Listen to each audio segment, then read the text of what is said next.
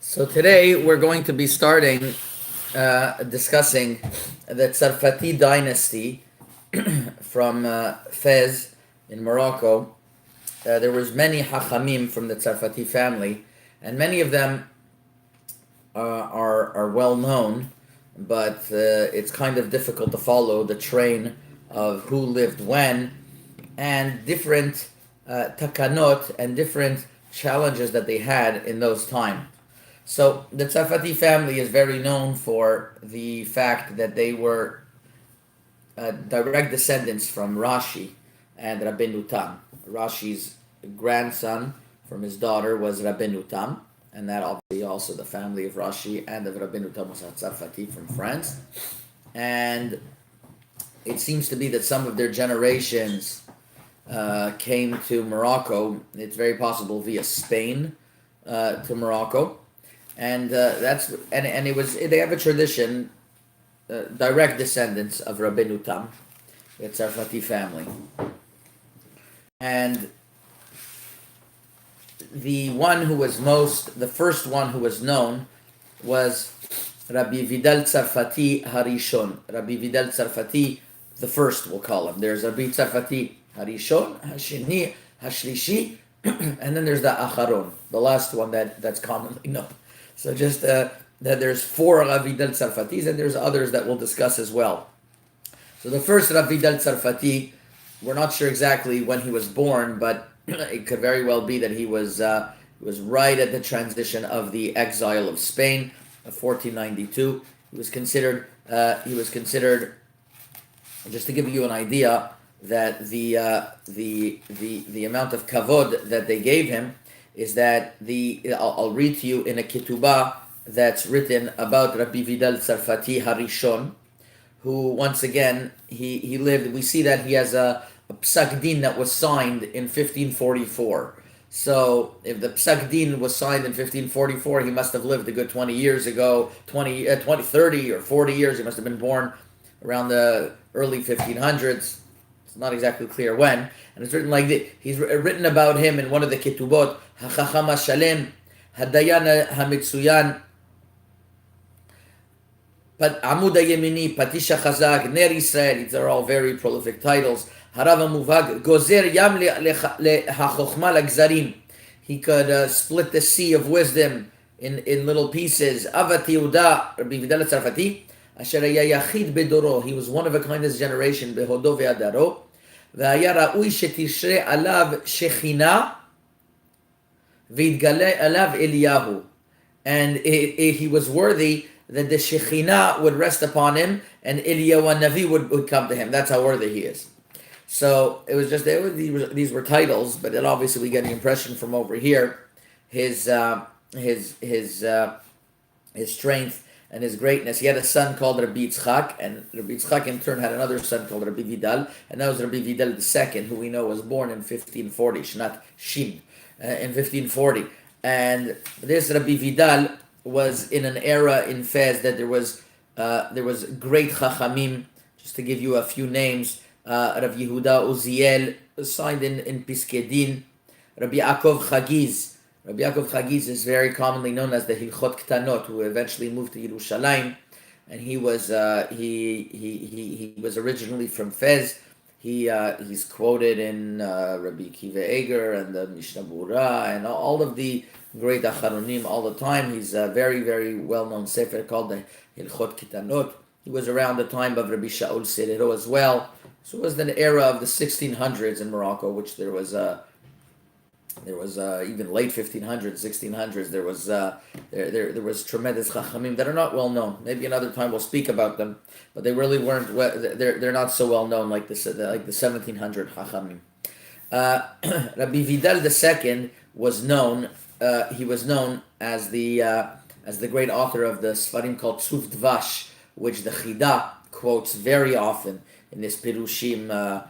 In one of his Pirushim, Chomat Tanakh, he writes, Harav HaGadol, Rabbi Vidal Sarfati, Bepirushu Ktav Yad. He's referring to Rabbi Vidal Sarfati II. It's hard. He could easily get mixed up. He wrote other Sfarim as well on the Megillat Esther, called Megillat Starim, Hatza'at Rut, many other Sfarim on the Chumash and on Midrashim. That was Rabbi Vidal II. Now, he had a son called Rabbi Yitzchak. Rabbi Yitzchak, he was considered a great Talmid Chacham, but as well, he was appointed as the leader and the Parnas of the community. He was at the same time as another Parnas called Rav Shem Tov ben Rimoch. Ben Rimoch, that's my mother's maiden name. He was a Parnas at that time, and they were they were in a time where there was a lot of, it seems to be, negotiations with the kings about taxes. Eventually, he had to leave from the city of Fez, and they offered him back to take the position of Rabbanut. He was niftad. This was Rabbi Yitzchak Sarfati, the son of Rabbi Vidal II, was niftad in 1661, and he had a son called Rabbi Vidal Sarfati III.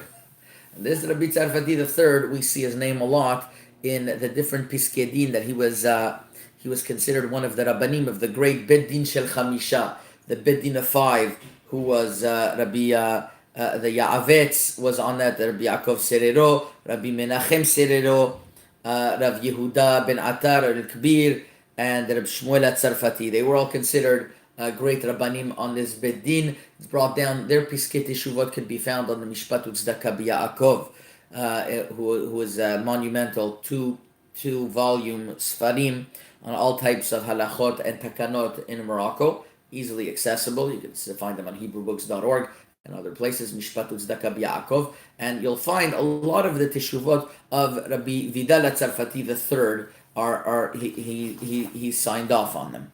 Now, and he was niftad at he was niftad in the year 1704. Interesting to note, just I didn't mention beforehand, but there's the Sfarim Divrei Yamim, who really record the history of the Chachamim of Fez, and it's brought down in the Sefer Fez v'Chachamea that Rabbi David Ovadia put out. And just to mention that there was I'll just mention one thing that happened when there was I think I could have mentioned this in the past, that there was a plague of not having rain for a long time. So it says in the Gemara, when there's no rain, everyone goes out to the plaza of the city, and there's ta'aniyot. They read in the Torah klalot. So in the year Shin Ayin Gimel, which is around the year 1593, if I'm not mistaken, 1593, there was a tremendous Atzirat Geshamim, and they made a ta'anit on the Rosh Chodesh Iyar. HaChacham HaMitpalel haya zaken HaChasid ve'ha'anav Rabbi Vidal Tzarfati hanikra Signor. Rabbi Vidal Tzarfati, this is Rabbi Vidal Tzarfati II, who was called Signor. Ve'ochiach et ha'am, and he rebuked the nation. U'beyom he asinu ta'anit shlishit v'nitkabtzu kol kahal kulam. And on Thursday, everyone gathered and made a ta'anit. V'daraj gam ken ha'chacham. The chacham also made a drasha. And as soon as they made the drasha, miyad itchilu ananim ve'aruchot la'alot shvach la'el. Right away, the clouds came and it started raining. And he writes in his drush, Rabbi Vidal Sarfati, the Tsof Dvash, they call him commonly the Tsof Dvash. Min adin ha'av chayav lazon u'farneset banav ad yotam keben shesh u'ben sheva. This is what he said at that drush by the rains. He says, Hashem, you know that a person is only obligated to give sustenance to his child until he's 6 or 7 years old. And afterwards, if he has, he could give him, but he's not obligated. And if a father feeds his child after the child's 6 years old, he's giving tzedakah. Here, HaKadosh Baruch Hu, you have from what to give us. If you don't want, you know the halacha, you don't want. But you can give us midin tzedakah. And you only find great tzaddikim like that. From Avinu demanded from Hashem. And we find Rabbi Vidal Sarfati took that very dangerous approach from asking from Hashem. It must be he reached very high levels of chassidut that he was able to talk this way, and all of the nation cried. It's written, and they put ashes on their head, And from there, it seems to be that the rain came right afterwards. So either way, this was the Ravidal Sarfati dynasty that you had three great, well-known Hachamim in their different generations, which brings us to other Sarfati. There was I'm not going to dwell. There's Rabbi Shmuel Sarfati, who was one of the Bedin of Chamisha, as we mentioned.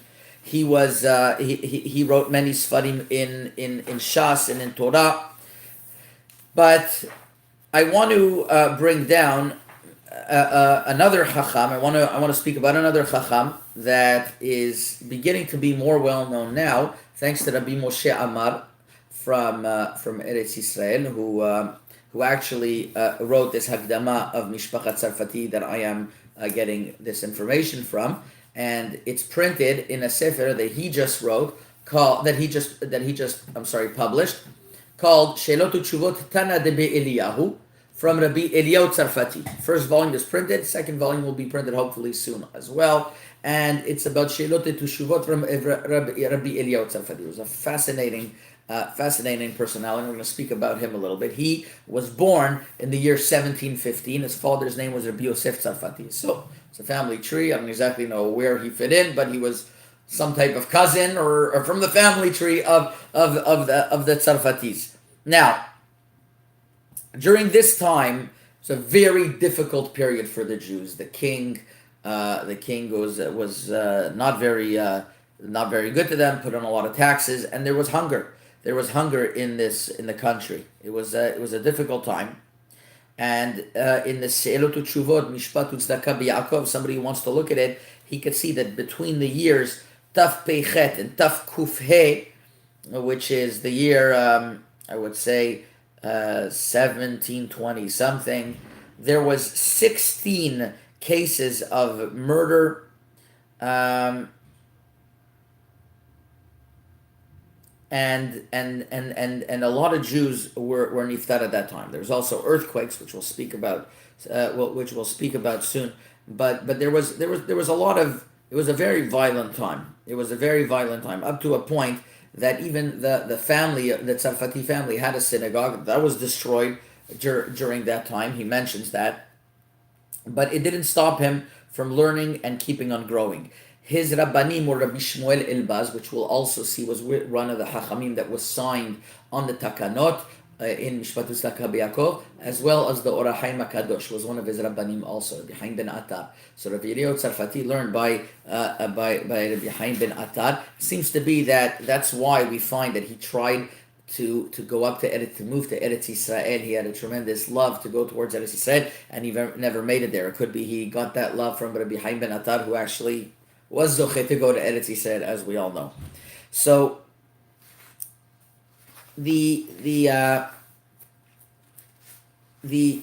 I want to concentrate a little bit on a few psakim that Rabbi Eliyahu Sarfati did. He was. It seems that when there would be a difference of opinions between the Hachamim of his generation and him, he was pretty strong in keeping his opinions, and he wouldn't back down. And they're pretty strong languages. I'm not going to read all of them, but there's pretty strong languages how he would stand his own ground against Rabbi Yehuda ben Attar, for example. There would be certain machlokats that they had in certain piskei dinim, and he wouldn't back down at all. Let me say a few examples just to get an idea about some of the important takanot that were going on in those times. The takanat haketubah in Morocco, which was based on of Tolitula, which is brought down in the Tur in Ibn Ezer, and it was modified through the Chachmei Castilla, which was called the Takanot of Chachmei Castilla in the Ketubah, was that when a woman got married to a man and she brought in dowry, and she would and if something would happen that the man would die or divorce her, so it would more or less be a split of 50-50. More or less be a split of 50-50. Very similar to the law that we have nowadays. The problem is, because of that, there was all types of situations that were difficult to reconcile. For example, what would happen if a woman would bring a large dowry and she marries somebody, and let's say this man has a few kids, and then she dies a few months after the wedding. So all of that money is going to go towards the husband. It's a big problem, because then a lot of people are not going to want to give their daughters large dowry, because they say, if my daughter dies, then all that money is going to go to someone else. And they weren't giving a dowry because of that. So that was one case. There was another case. Let me read out to you another case that could be that could be very common. Was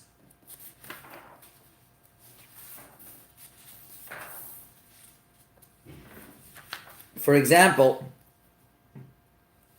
let's say a couple, they don't have money. They don't have anything that they bring with them to the wedding. So really, in that case, how are you going to split? How are you going to know what to split? So Rabbi Eliezer Sarfati did.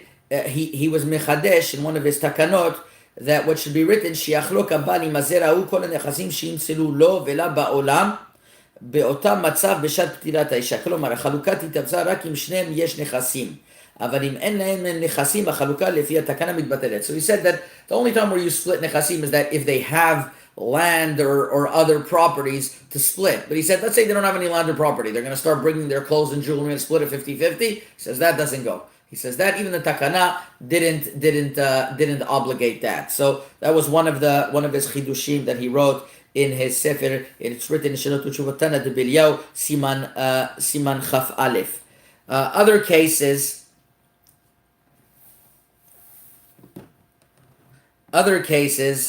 is that he decided in one of his psakim written in Tana de Bilyau Siman Tet Zayin.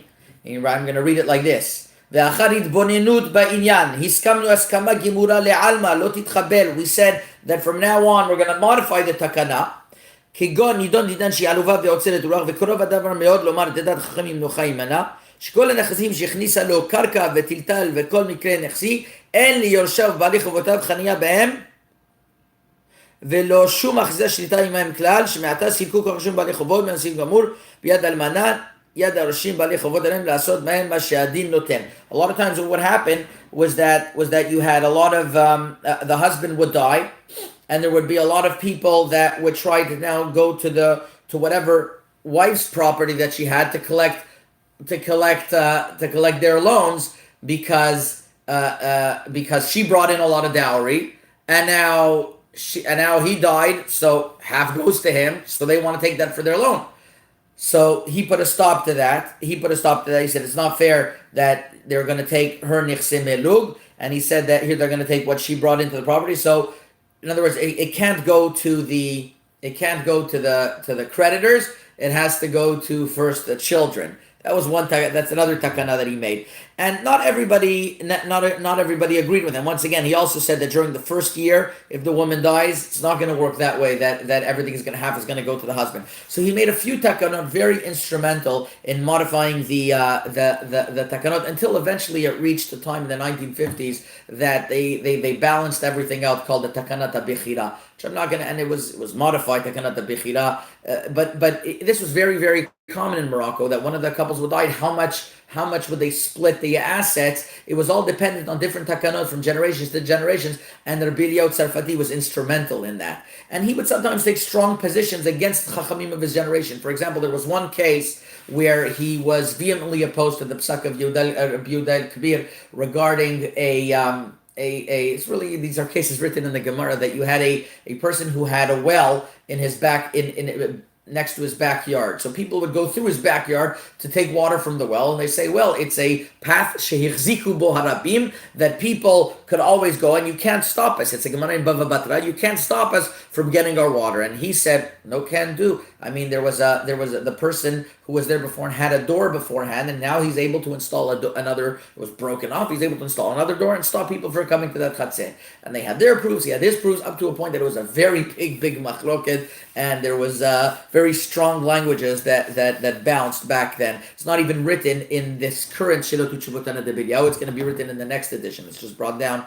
in the Hagdama. So this is a couple of cases and just an idea of the tremendous challenges they had in those times. They had earthquakes that I think 180 people in Fez died, and in Meknes there was 300 people. The Ya'avetz made special kinot for the breaking down of all of these places and synagogues and all the people that died. It's interesting, when you go to the Bet HaKavarot of Fez, you'll notice that at the beginning there's stairs to go all the way up to reach the kever of Rabbi Vidal Sarfati. And I asked the people in charge of the cemetery. I have a cousin there who's actually very involved with the restoration. He still lives there till today. I asked him, why is it that the Vidal Sarfati is all the way up? It's like you have to go upstairs, and it's a separate room, and then it's like a wall, and then you have to go up. There's a special little Bet Knesset for the Sarfati family. I didn't even speak about Rabbi Avner Sarfati. There's so much to speak about. There's Rabbi Avner Sarfatis, and there's the latest Rabbi Vidal Sarfati that was in the Bet Din. Maybe I'll mention that quickly. There's the Rabbi Vidal Sarfati, the fifth, we'll call him, the last one. He was in the period of 1920. He was niftar in 1921. He was on the Bet Din, which I'm actually working on the psakim of that Bet Din now, that he was sitting on the Bet Din with Rabbi Matatias Serero and Rabbi Aaron Botbol and Rabbi Shmueli Ben Denan, who was actually in Rabat, but beforehand he used to be there. So Rabbi Vidal Sarfati, he was the last of the Sarfati dynasty. He had a son also, Rabbi Avner Sarfati, who was niftar suddenly when he was on some Hilula in Casablanca. But Rabbi Vidal Sarfati, we'll call him the last one, was the leader of that. We'll call him that he was one of the last most prominent of that legacy that we had. So either way, they're all buried on the top. A lot of the Sarfatis are buried on in the top of the cemetery, because that's where the old cemetery used to be. But they kept on moving the cemetery back because they needed the place for the Melach of the Jews, which was right above that. So he writes, it wasn't for the Jews, I think it was for the Goyim. When the Goyim expanded the Melach, I'm sorry. So my cousin said that when they tried to move this, Rabbi Vidal, he was like the last one on the border there. When they tried to move him, there was earthquakes and all other type of stuff. He didn't say exactly what it was, but it sounded like it meant there was like earthquakes. There was a lot of bad stuff that were happening when they tried to move Rabbi Vidal Sarfati. And I'm not sure exactly which one. I have to check on the tombstone when I was there which one it was. I think it's the third, Rabbi Vidal Sarfati the third, and they just decided to leave them there. They just leave them there, and that's why if you go to the cemetery, their kever is elevated above everyone else. Hazaku Baruch.